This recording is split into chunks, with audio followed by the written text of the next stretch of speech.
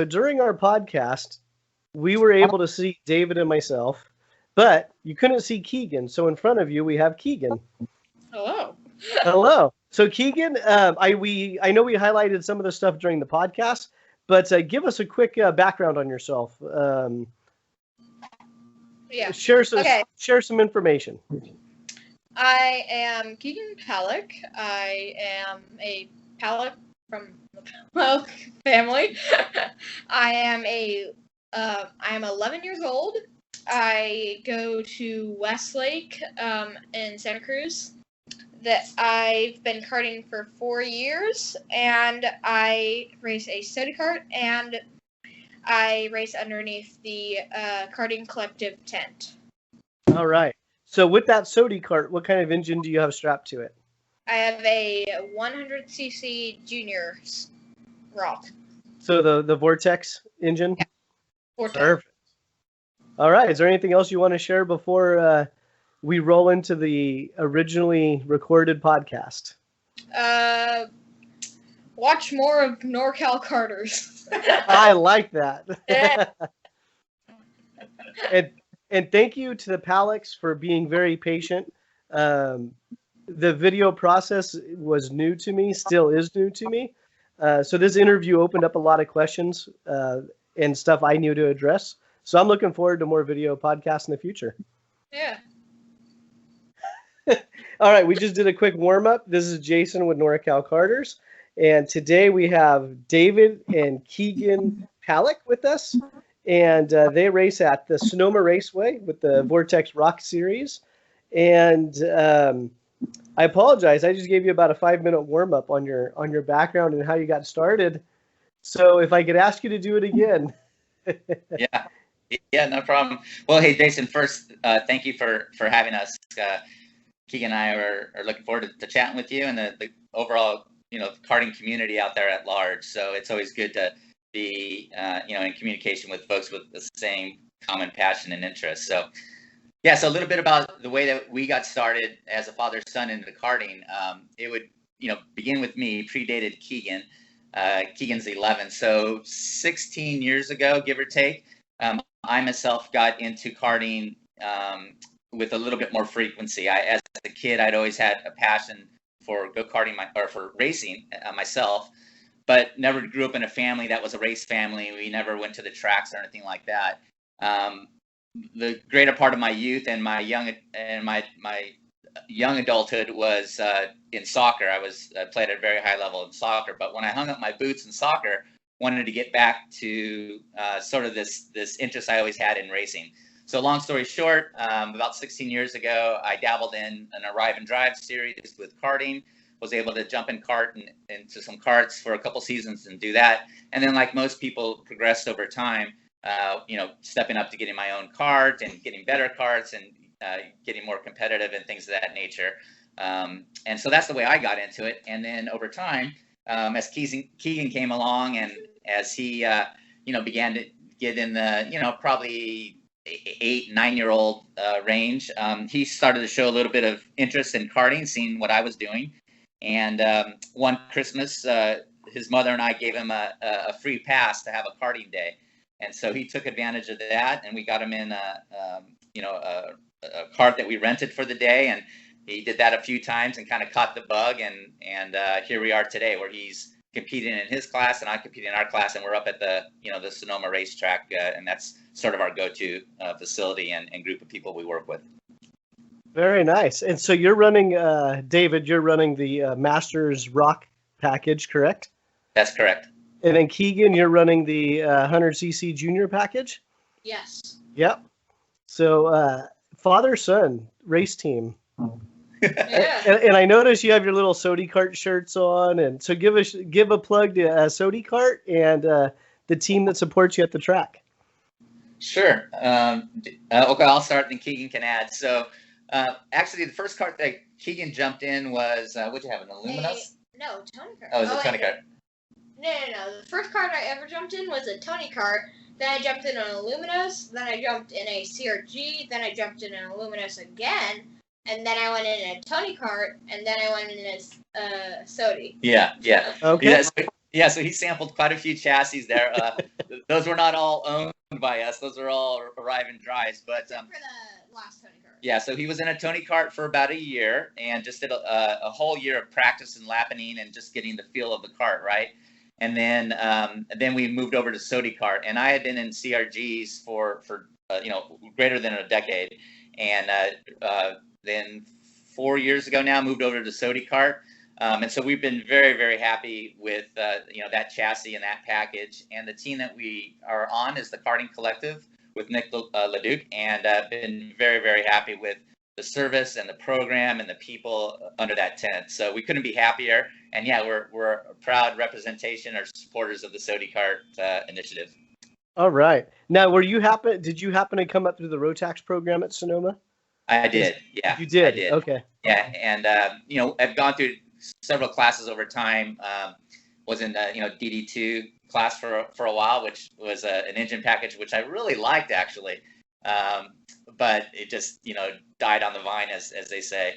Yeah. And then moved over to, the current program that we're in now with the Rock, and been really happy with it. I really like this class, the 125cc engine for myself, the 100cc for Keegan.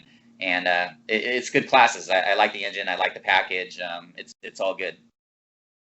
Very nice. How about you, Keegan? What are the engine packages you've been on? I've been on a lot of minis, and then The 60cc. I've been on a lot of 60cc's. All of the rentals carts were up there, and even to a Sodi 60cc mini. And then not that long ago, I upgraded to a 100cc junior. So I've not been into micro actually. So yeah. Okay. Yeah, one of the reasons we put Keegan up, the 100cc juniors technically starts at 12-year-olds, but Keegan's a big boy. He's tall. He's a big boy, and so that smaller package in the micros with the 60cc's was just, his body weight was just not advantageous. Yeah. So putting him in the 100cc, he immediately liked the more power, the more speed. He really gravitated to that, and once you move up, you just don't want to go back. So it's been a good setup for you so far, huh, Keegan? Yeah, I think he's enjoying that extra power. Yeah, well, even the smaller kids, every time the parents or the team bump them up to more horsepower, they never want to go back. Yeah. I'm like, nope, we're good. I know, exactly. So yeah, so it's good. So again, working with Nick and under the Karting Collective 10, it's a great team. It's a great bunch of guys. The team is basically all adults, and Keegan is the lone adolescent young kid in the group there, and all the boys really bring him under his support him and under his wing, and so it's a really good atmosphere there for sure. Very good. I'm glad you guys have a good fit over there. Yeah. There's Nick's been around for a while. I mean, it's his program's been growing, so that's been good. Yeah. And it's Sonoma. I mean, the past few races at Sonoma have been excellent. You're just looking out over the valley, and it's gorgeous out there. Yeah. We love being a part of that club, if you will, if you want to call it that. It's a haul for us. We're down here in Santa Cruz. Any sort of effort to get to the track is a 2-hour minimum drive one way, and that's without traffic, right? So it takes a lot of planning on our part. We just can't whip things together. We can't say in the afternoon, hey, let's go up to the track and practice for 2 hours. It just doesn't work that way for Keegan and I. And this has been a good thing. It helps us, plan accordingly and put things in place before, we have to really have a program to our experience to make it fun and to make, remove the stress from it and all that stuff. So, but we really like coming up there. It's always great father-son time in the car, at the day at the track, and the whole bit. Now, did you ever frequent the marina track, being that you're in Santa Cruz? Yeah, good question. No, I mean, I know about it, but I've never been down there. I've done some autocrossing there in years past at the Marina Airstrip in the 911 that we have, but I haven't done that for years, frankly. But I am aware of the karting facility down there, but we've never taken up on that. I mean, we're real happy with the program and the people and the setup that we have up in Sonoma, so we're willing to make that investment. Yeah, nice. Very good. Let's see. So you've knocked out my top 3 questions already. So for both of you, and you can answer individually if you want. With karting, what are your goals with karting? I mean, where do you see karting in your guys' life and how it fits in? You want to go first, Keegan? Okay. Yeah. Actually, no. Wait, I have You want to me think to- for a minute. Yeah, you Okay. go first. Okay. So I'll take it first. So karting for me was just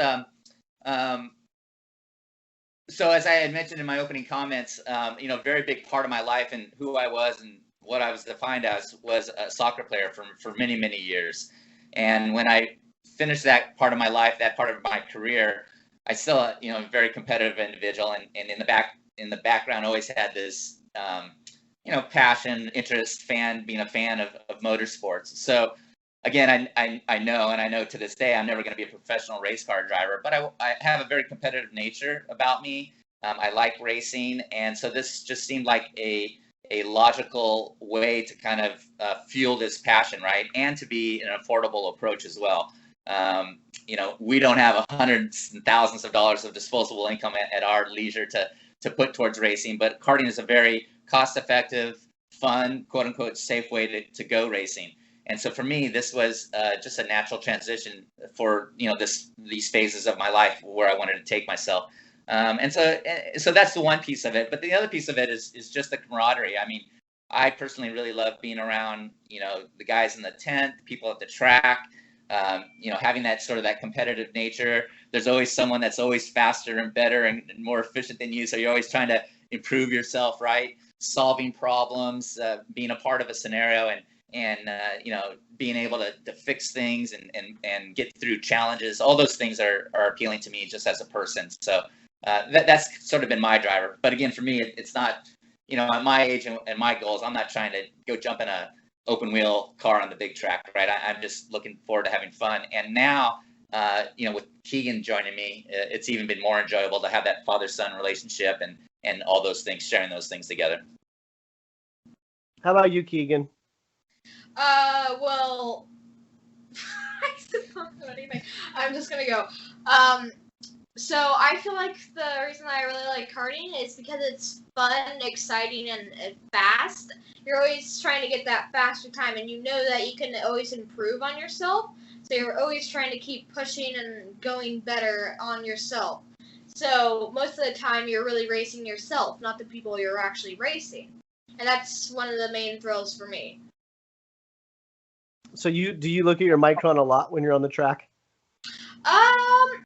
No, not really. Every once in a while, I'll look down, and if I'm really tired, I'll look down and see how many laps I've done, and see if the thing's almost over. But I only really do that when I'm halfway down the street, so I have some time to actually think.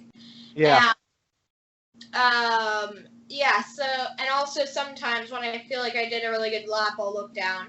But most of the time, whenever I come off the track and get into the pits, I usually check on the memory of it and just see what times I've got. Stand there for a minute, just looking at them, seeing what I did better this one compared to the last one, seeing if I got worse, if I'm falling off or something.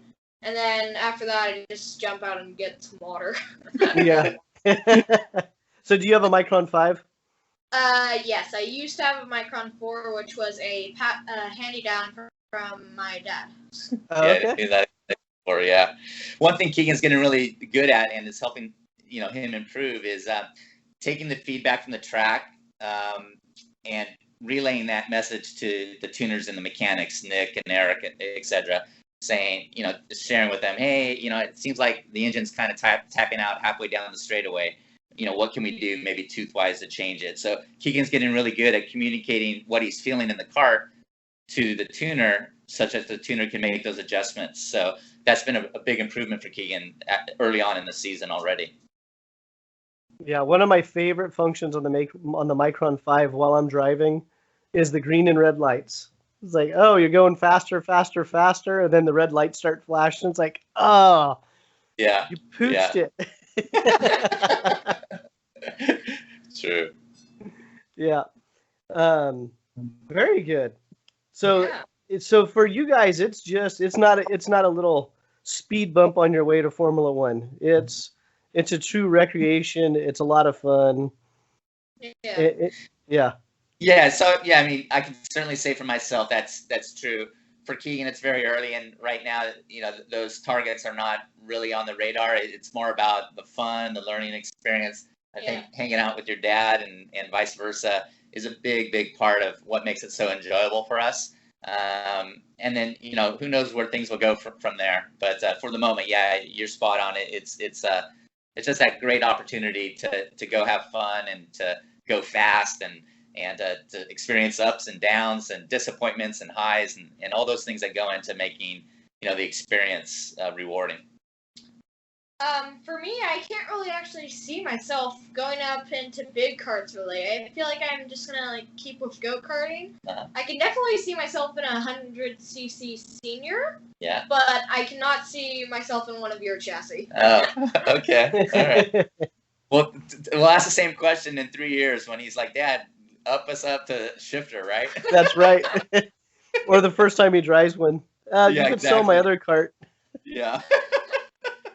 Well, and that's a big reason I wanted to reach out to you guys and have you on the podcast.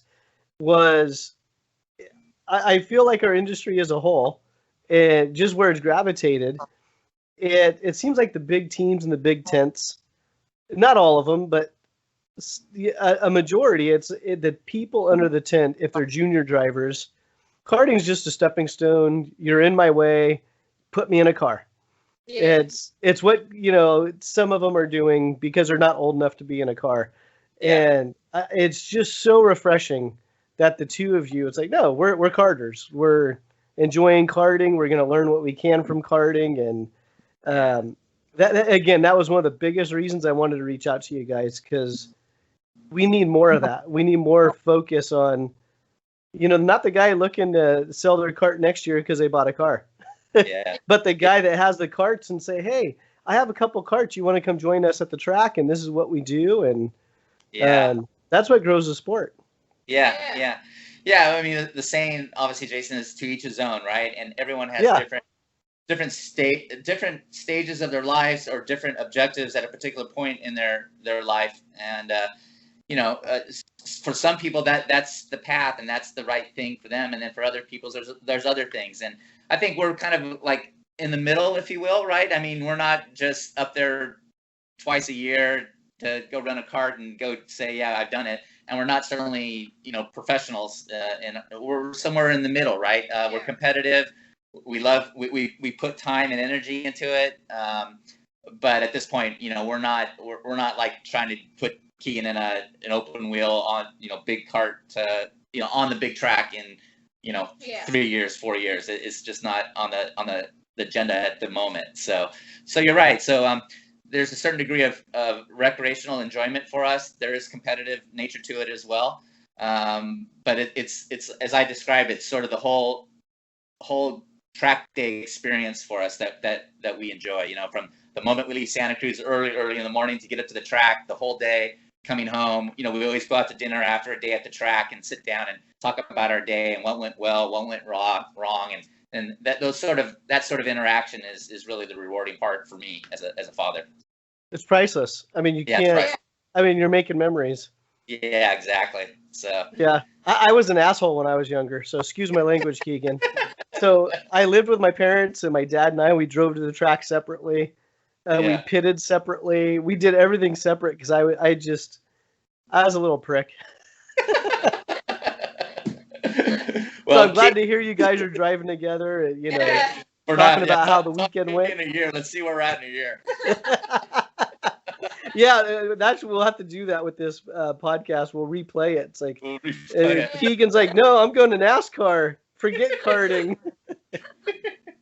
Exactly. So Keegan, let's talk about you a little bit. So last year you were awarded the Sportsman of the Year award by Sanzaru, Sonoma Rok.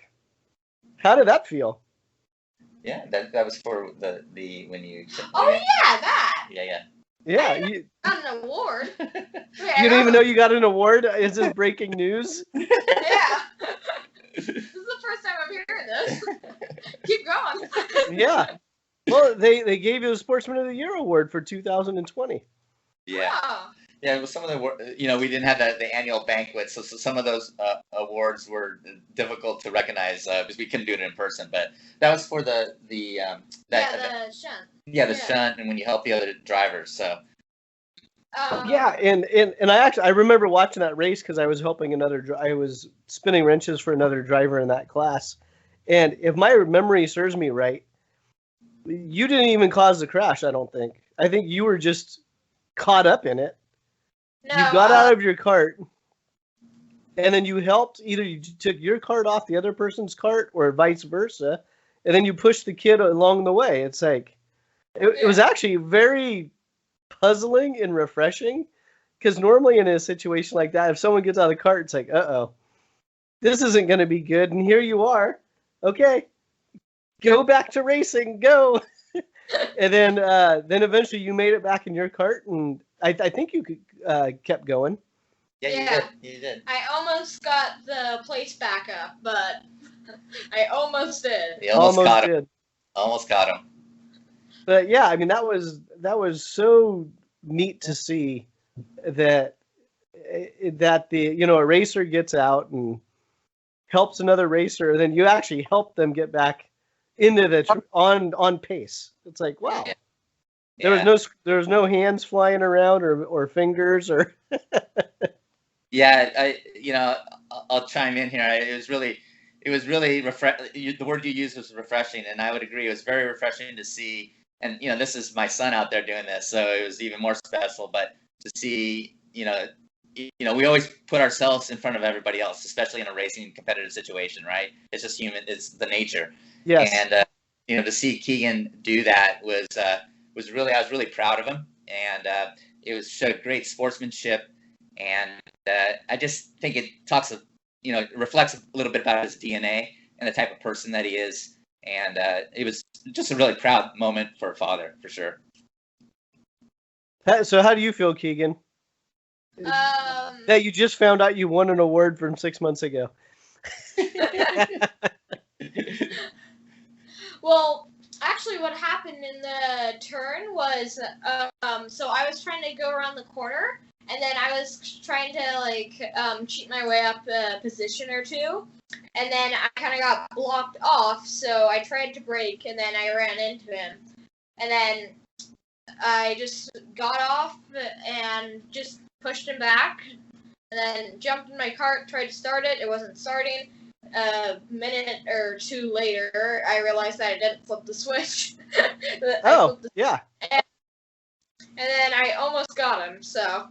Yeah, he almost reeled him in. The memory serves me correctly. He almost reeled him in. I think it was early in the race, the first quarter of the race. So he had 3/4 of the race to kind of reel him in. And at that point, he was almost a lap ahead of him when he got his cart started again.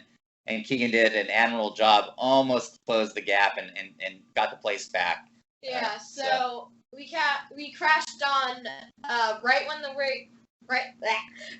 race started. We crashed on the second turn, and then at the very last lap, we were literally neck to neck, and they just barely pulled ahead. Yeah. Well, that's a good run, and that's why you don't quit. Yeah. Very cool. Yeah, it just that was kind of one of my highlights from last year, watching that going on. It's like, oh, there's actually a sportsman left out there. Yeah. And I'm not saying that from a position of I've always been very sportsmanlike, because I wasn't. Yeah. But as I get older, and you mentioned it earlier, we all have we go through different phases in life, and we look at karting and we take things out of it, and it's like, okay, well, this is what I want to get out of it now. And that was great. Yeah. So congratulations, Keegan. Yeah. Well, hey, Jason, thank you to you for recognizing that, and just reminding us how that was a special thing. So kudos to you to calling that out. Thank you. Yeah, no, I mean, it's it just stood out in my mind. I just remember it. I mean, there's certain things throughout the season that you remember. You don't remember every 5 seconds, or at least I don't. And that one for me was refreshing. It's like, oh man, this is so cool. Yeah. So tell us. I'm curious a little bit. Tell us a little bit about the direction you're taking Norcal Karters, and being a part of your podcast here is wonderful, and promoting your platform and all that. Some of the things that for the audience, what you're trying to accomplish in the community as well, like our goals, and what are your goals? I like talking about myself, so I started a podcast. Simple, how all podcasts start. Yeah, exactly. Yeah, I mean, really long story, very brief. When I first started karting, I was going to Formula One. I mean, that's just how it was for me. Karting was a stepping stone. I'm going to be here for about 3 months, and then Roger Penske's going to call me. IndyCar was going to be a stepping stone to Formula One. That's just how it worked out in my head. Yeah. And then here I am over 25 years later, still in karting. Yeah. Roger doesn't know who I am. And the closest I got to a Formula One car was watching, was that Driven? That Netflix series? Yeah. Drive to Survive. Drive to Survive. Yeah, not Driven. That was Sylvester Stallone. That was terrible. Drive to Survive. And I was very competitive for a number of years, and I mentioned I was a prick. And as I got older, I took a break from karting and just looked at it and say, wait a second, there's a lot of people that helped me out in karting. There's a lot of great memories. And I didn't really do anything for a karting. So as I got older, it's like, well, what can I do? It's like, well, I can run my mouth. And it's like, okay, well, let's start with the Norcal Karters site. Let's get the events on a calendar. I started doing videos on YouTube that just basic how-to videos and just something to give back to bring more people in. And the whole idea is just to grow the sport as a whole. It's like, the ones that use it as a stepping stone, they're going to be here. They're going to be here for a couple of years and they're gone. And they already know about it because their focus is already motorsports. And anybody that's serious about any form of motorsports knows what karting is. Right. Yeah. It's the people that, think they have a fast Mustang that they race on the street, never heard of a go-kart, and they don't realize, my shifter is going to smoke their Mustang. Yeah. So those are the guys I want to get off the street and get them on the kart track. Right. Yeah. Most of them. Yeah, most of them. Yeah, so I mean, that's kind of where I see Norcal Karters. It just as another outlet for the industry to reach out and try to bring more people in. Yeah. That's good to hear. That's really good to hear. I mean, it's definitely a tight group community, right? If you're close family. Close family, exactly. Yeah. If you're in the circles, you're kind of in tune to what's going on, but just on the periphery, a lot of people just don't know about it. And your agenda to kind of bring more people into the sport for whatever degree of interest they have, be it the aspiring pro or the recreational individual, just to bring more of those people together is great. Just growing the community. So that's great to hear. Yeah, I mean, and it's a lot of self-reflection. About 10 years ago, but after I canned my Formula One dream, because I didn't have money, talent, or dedication, I was kind of missing all three factors. It's like, I'm gonna go into real estate. I'm gonna be a mogul, right? Yeah. And it got to a point I was working full time at Swede Tech. I was doing real estate at night, every single night. My daughter was getting older, and my wife said, "You got to do something. Yeah. You got to quit one of them because your kid needs a dad." It's like, all right. Yeah. And I looked at it, and what pushed the ball towards karting instead of doing real estate was I looked at my social network, and the people that I called friends or friends. I mean, it's just the people I called my friends. Almost 95% of them came from karting. The other 5% came from other networks. Right. And it's like, well, why would I want to go elsewhere when the people I cherish the most I met through karting? Yeah, exactly. So it kind of made that decision really easy. Yeah, exactly. that kind of makes me think of the class that Keegan competes in, that group of juniors. It's a deep field, and they're very, very competitive. And then even in the micro and mini, there's a good depth to that field as well. So I think up at Sonoma, we definitely have a good group of core kids that are a part of the scene, and again, various degrees of their level of commitment and interest in karting at this point in their young lives. But growing that group of kids is really important, and those memories, the ability for Keegan to hang out with these other kids and to learn and to be competitive is all really good. And I think we've actually just brought on a new kid under our tent, under the Karting Collective. Nick is working with a new family with a young boy that's Keegan's age that is going to be coming in and jumping in a SodiKart. And so we've got actually another one kind of moving into the program as well. So all those things are great. And your efforts and the Norcal Karters promoting that, getting more of these kids out there on the track is just good to hear, good to see. Yeah, I mean, we have to do something for the sport to just keep it sustainable and alive. Yeah. And two, it's completely a selfish move on my part because I need an industry to work in. I want to work in karting. How do I get more people in here? Yeah, exactly. Hey, it was really cool to have you now doing it's not play-by-play, but play-by-play announcements of the races and the race day, and having that over the loudspeaker, and just add something more to our program, to our program up there on the Rok Series. So that was really a nice addition here in the last race. Yeah, I really enjoyed it. The Camerons approached me about it, and it's like, no, I'm not an announcer. Yeah. I know the shifter stuff because that's my passion is shifters. Yeah. I knew Keegan's class pretty well because of working with Christian last year. But outside of that, it's like, I'm not going to know 90% of these people, at least as far as on the track. And they go, no, just give it a shot. You like to talk. It's like, well, I do like to talk. And, Michelle Manning hooked me up with all the entries and the classes and where it's like, so by the main event, I was starting to recognize helmets and everything. And it was a lot of fun. I enjoyed it. Yeah. I think we, just as a driver and as a spectator watching Keegan's race and all the other races, it was just nice to have that sort of that, having your MC. That was cool. That was really someone cool. Barking. Yeah, and then I know the track is working on the PA system because it's been on the grid. You can't really hear it, and in the far outreaches of the pits, you don't hear it very well. I did experiment with putting the race on my podcast, on the Norcal Karters podcast, and I think that worked okay as well. And then we're looking at doing FM broadcasting locally in the pits. Yeah. So everyone can just have a cheap little radio and at least hear, oh, you're up in 5 minutes, you're up in 10 minutes, report to tech, do this, do that. Yeah.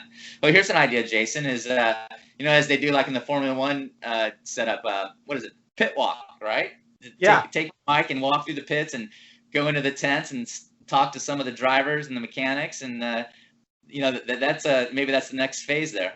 That might be the next phase. That would probably be some good live streaming stuff. Yeah. So yeah, get right in Keegan's face, saying, "Hey, buddy, what are you doing out there?" What are you doing? Hey, buddy, you want some free candy? Yeah. So I definitely enjoyed it. It's I have a lot of work to do. It's completely different. I'm used to being at the track wrenching, not running. Well, I run my mouth too, just not with a mic in front of me. Yeah. Well, we know your success with wrenching, seeing how quick Christian is. So you're doing something right there for sure. I just like to fall into teams that are already fast. Yeah. Let's see. All right, I have a couple of fun questions for you guys. If there was one, and this is for each of you, Keegan might be a little bit harder because it's a vehicle question, but if you could pick one vehicle, doesn't matter what it is, and just a random passenger or passengers that you could have for 4 hours, what vehicle would it be and where would you go for 4 hours? With who? This is an easy answer, Jason, because Keegan and I talk about this all the time. Okay. So I'll start. So I mentioned early on that, as a kid, I've always been a Porsche fan. I mean, when I was his age, it's like that was my dream car. So my dream car is a GT3. I wouldn't get the RS because I wouldn't be able to track it very much. And so I would need something for, weekend mountain drives and maybe occasionally on the track. So definitely a GT3 is mine. And as far as a passenger goes, maybe someone out of the factory team, right? One of the current factory drivers to really show me what I don't know. Okay. Yeah. So so that would be my gig. And Keegan? Okay, so I would have a Lamborghini Aventador SVJ, 2020 edition. Then I would have, wait, what was the question again? Well, would you have a drive? Who would you have as a passenger? Lando Norris. Lando Norris. He's a big Lando player. Norris. Yeah. So Lamborghini with Lando Norris, and David saying a Porsche GT3 with a factory driver. Yeah, exactly. And a change of underwear, right? And a change of underwear, exactly. So so when Keegan hits it big in his career, he'll buy Dad his dream car. Yeah, if I can. There you go. Now, when you guys go to the track, what's your favorite restaurant, either around the track or on the way to the track? Okay, so there's this little restaurant like on the track. It's like a portable little food stand, food truck. Yeah. And they have really good food there, and it's really cheap. I forget what the name is, but I remember they have a bumper sticker that says, "How's my driving? Race me to find out." Got it. Yeah, but they sell really good food for really cheap. And then when we're done with our race day and race session, then we usually, like, when we're all done with the day, we just drive down. It's about 15 miles away. It's called Blue Barn. It's in a little, like, area. It's in Corte Madera, Blue Barn. Corte Madera, okay. Yeah. It's called Blue Bar? Yeah, Blue Barn. Oh, Blue Barn. Yeah. So. Yeah.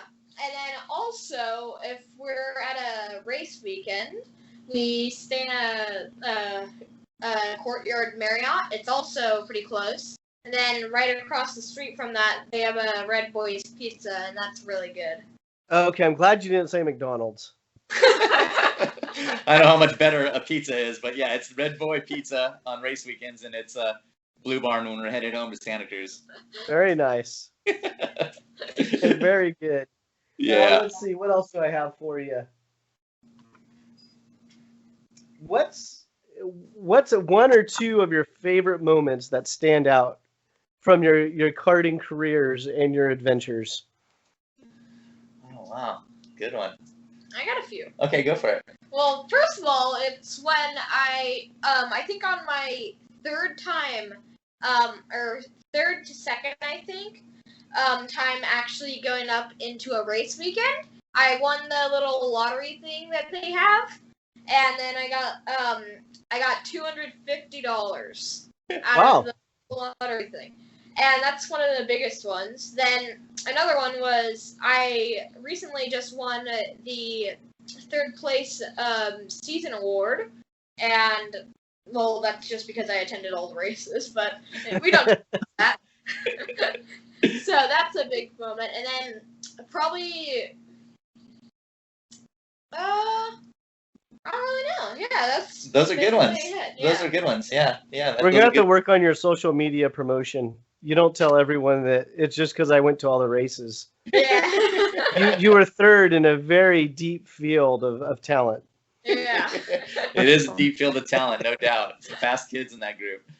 Let's see. For me, Jason, one thing that pops in my mind is that I mentioned it a while ago is that we'd given Keegan a sort of a coupon for Christmas, that one Christmas where it was a redeem this coupon for a free day of karting, right? It's kind of his first day in a kart.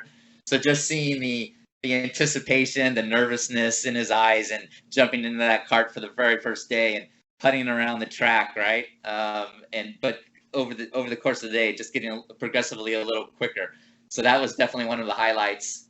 Another highlight for me is, just seeing the progress that Keegan does every single time we come to the track. So we were just up practicing last weekend, and he carved a full second off the lap time. Now, every day is different, temperature-wise, track-wise, rubber, you name it, wind, the list is long, right?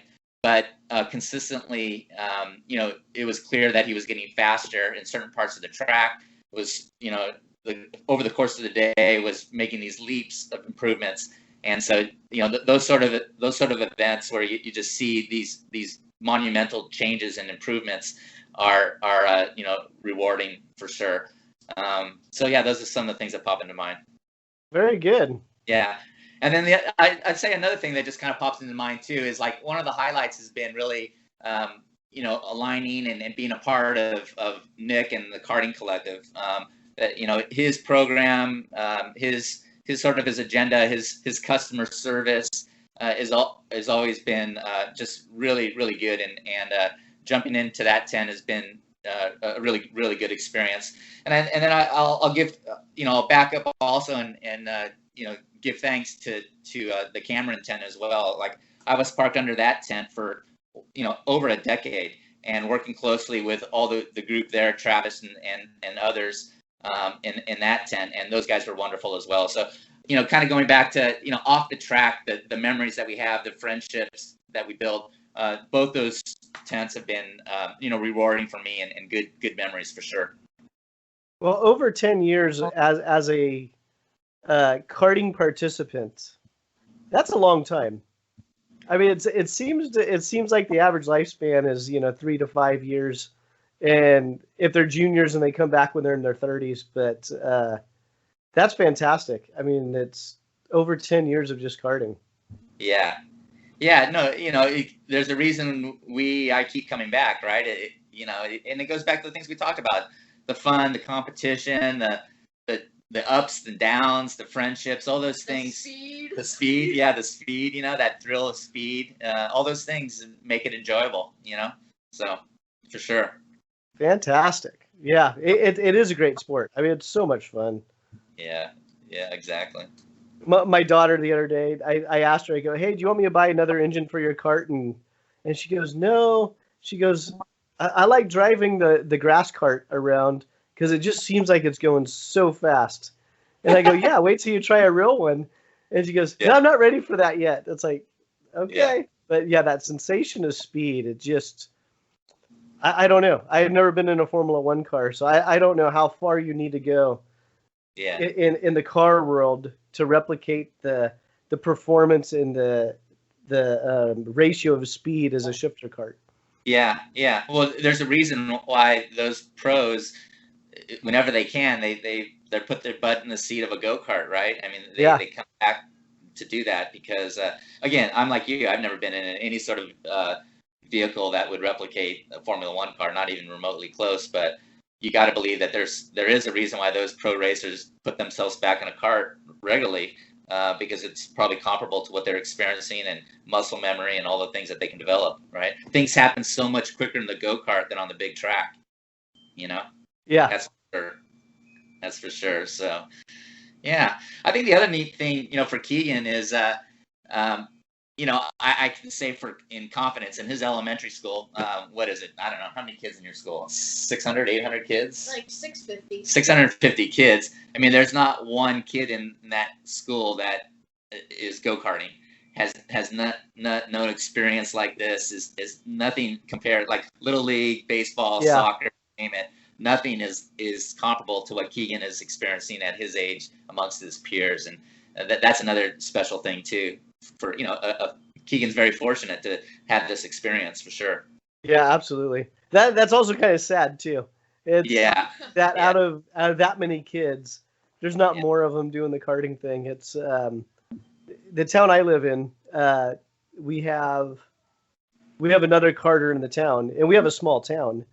And when I first saw him, it's like, what are you doing out here? Like, I'm used to seeing these people at the track. No, dude, I live here. It's like, oh, well, I just moved here. So is that the Isert family?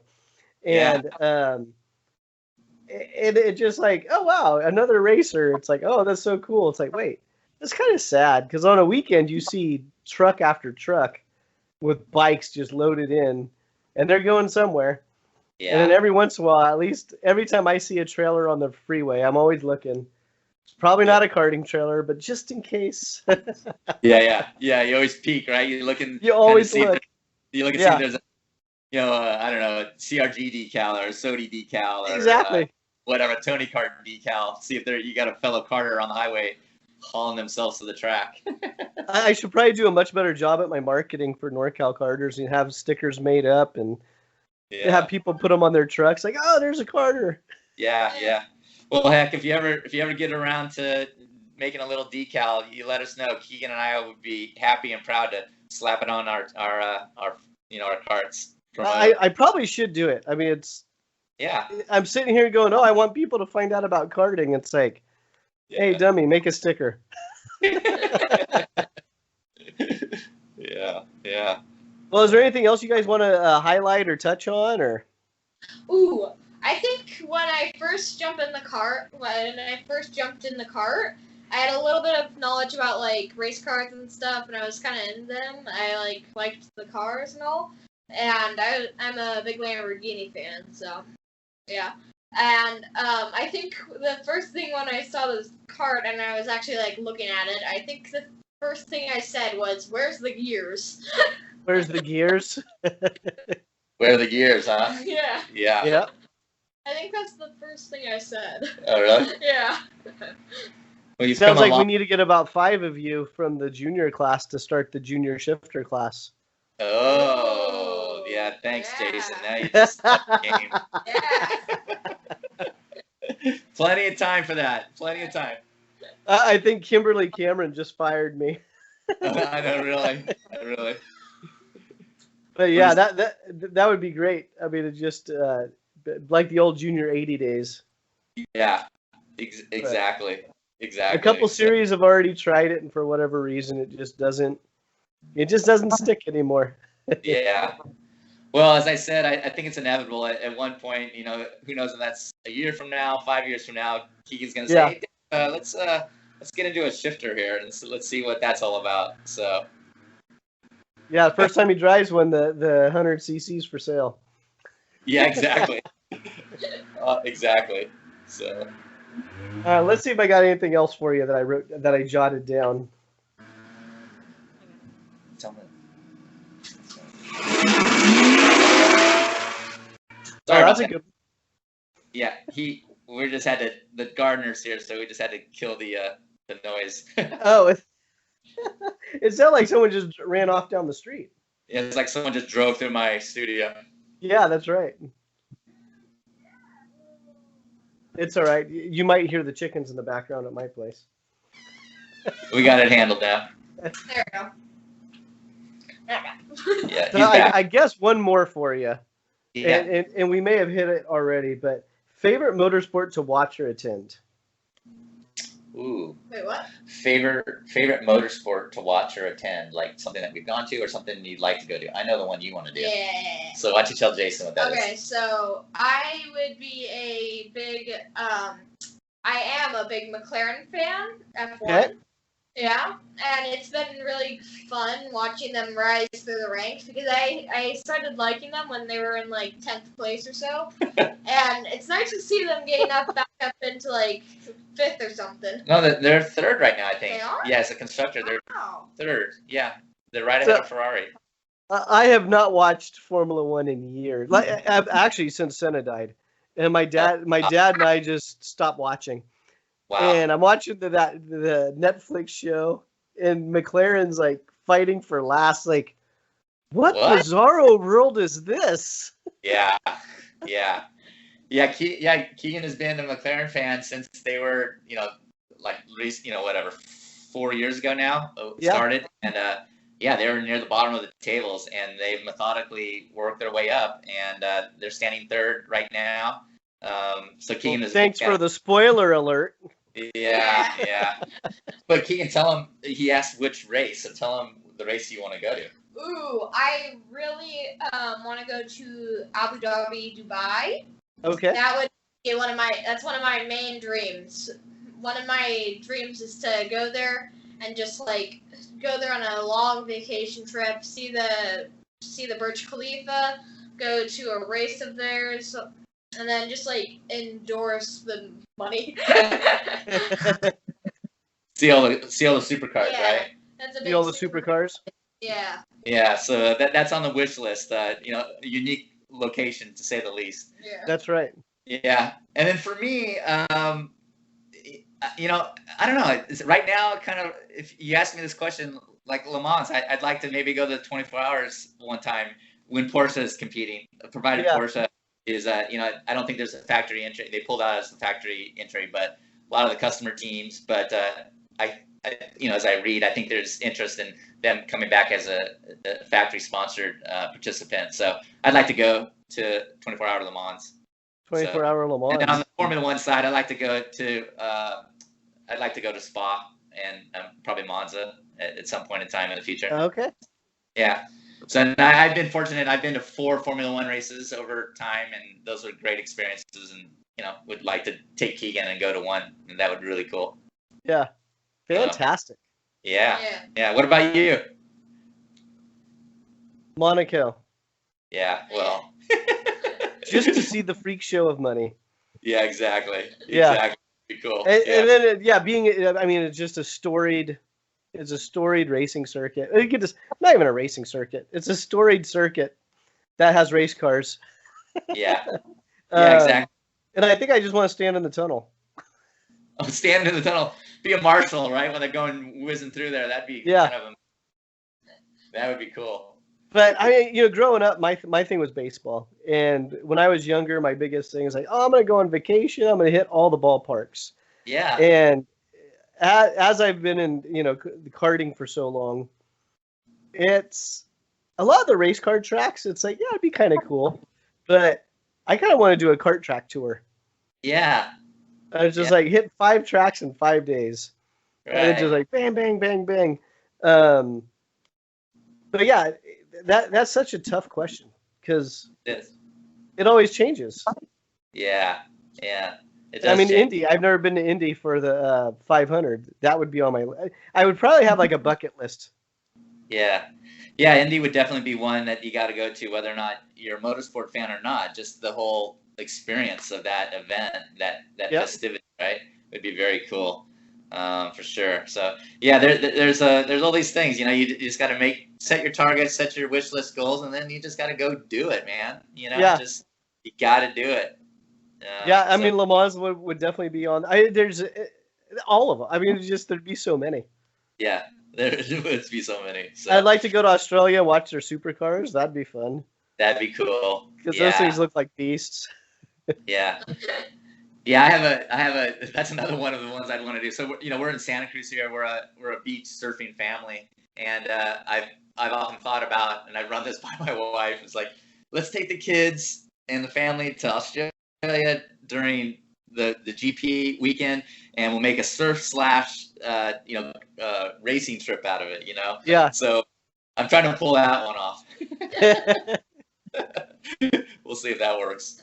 See how well the cell goes. Yeah. Keegan's learning persuasive writing in school right now, so maybe I'll have him put together that means you're in trouble. Put together the essay to mom and trying to sell the deal. There you go. So. That would be a great trip, though. Yeah, that would be a good one. I mean, just to go to Australia by itself without anything else, like, oh, okay, it's on the other side of the world. Yeah, exactly. And then you add racing to it, and then if you guys like surfing, oh, that's a good question. Okay, you just mentioned it, surfing. I don't know if we recorded it or if that was on the previous recording. You were talking about mountain biking that you enjoy doing. Yeah. Yeah. Are those your 2 hobbies, like outside of karting? Well, I do. My 3 main hobbies is mountain biking, karting, and then I do RC cars off to the side a little bit. Oh, okay.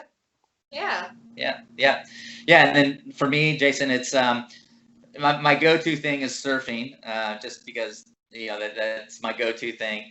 And then karting is very much a part of it as well. And then I'll probably spend the most time in the mountain bike, on the mountain bike. And Keegan and I usually get 1 ride a weekend together. You know, we live right at the trailheads here, and we're right on the Santa Cruz Mountains, so we're right on the trails, right by our house. We just pedal right to the trails, and so we do the mountain biking thing together, once a week, and then I ride myself 2 to 3 days a week.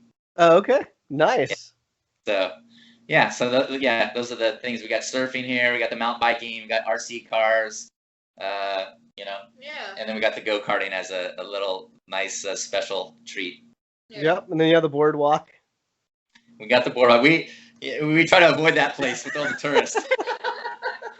Yeah, summertime, this town turns into a tourist destination, which is great for the economy and all that, but yeah, we try to avoid that part of town. Yeah. No, my daughter and I, we were down at Big Trees it was a couple months ago already. Okay. And it was in the middle of the week, so hardly anyone was there. We missed out on the trains because they were closed. But I was just blown away. It's like how convenient it was. It's like, wait a second, these are massive trees, and we're supposed to be enjoying nature and all, but it's like it's almost paved. Yeah, exactly. But the trees were just so incredibly impressive down there. Just, you can't even wrap your head around them. Yeah, like how big they are. Yeah. I mean, we're really fortunate. I mean, we live in a really beautiful place here on the coast. Like, we're nestled right up against the mountains, and yet we have the ocean right. I mean, we can see the ocean from our house, and so we have the best of both worlds, right? It's a really unique place to live. So absolutely. Yeah. Very nice. Yeah. So Keegan, what else do you have for us? Is there more?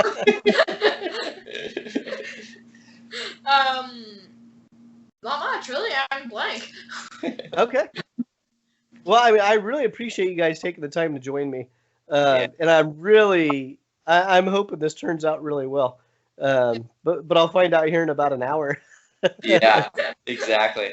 So I'm thinking for sure the audio got captured. I'm just wondering the screen thing. I really appreciate you working with me on trying to get this stuff figured out.